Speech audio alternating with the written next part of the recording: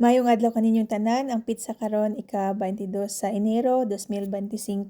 Unya magbinisaya ra ko sa akong video karon kay para di ko magsigig hunahunahon sa equivalent ana ang word sa English unya para pud makasabot ako ang pamilya sa Negros.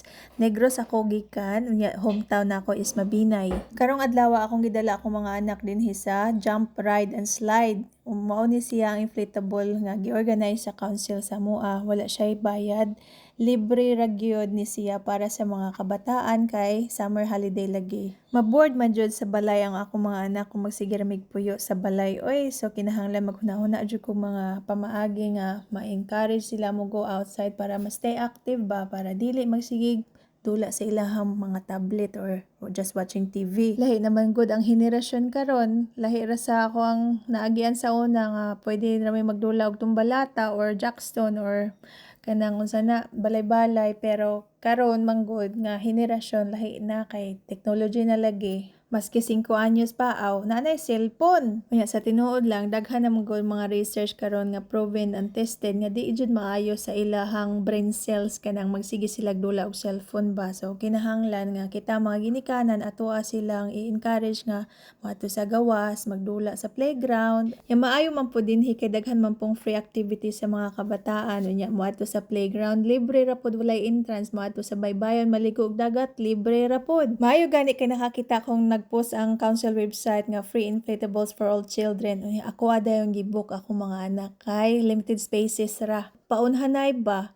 Yang allotted time nga nahatag namo is 1 to 2 o'clock. Unya kay wala naman sila giganahan gipangkapoy naglukso-lukso si Stephanie gani gikutasan na niuli na lang mi unya nakahinumdum ko na aman day kay may ululi nga libro sa library unya ni borrow po mig DVD. Yeah. Ooh. Shoot, Scarlett, shoot. Oh, take 2. Take. Take 3. Okay, we got everything. Yep, even though I'm sweaty, then I want to borrow another book. So Okay. that is just one book. Yeah. So wala sa mini uli ari sa mi sa library para di mi makabayad kay ang due date ra ba aning mga libro nga mong gihulaman is karong adlaw. So libre mo hulam pero you have to return the item on or before the due date para di ka makabayad or di ka makasaban di pud tingali na sila mga saba no mapinaltihan na tingali ka wa pa man pud ko kasulay. So ingon ani ang mag-uli kag libro no na ay nakasulat diha nga returns. So diha nimo ibutang unya na librarian diha mo pick up sa imong mga libro or DVD tapos iskana niya tapos moana ra ka nga salamat thank you nya kay naaman na barcode ang kada book no mag-reflect na sa record nimo kung nauli ba imong gipanghuwaman o wala ba.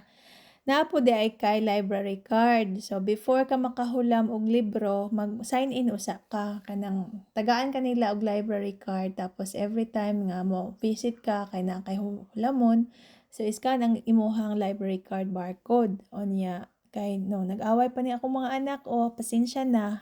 Normal raman tingali ng siblings fight no kay nakahinumdum ko kusog man pud ko mangaway sa akong igsuon sa una. Peace sister.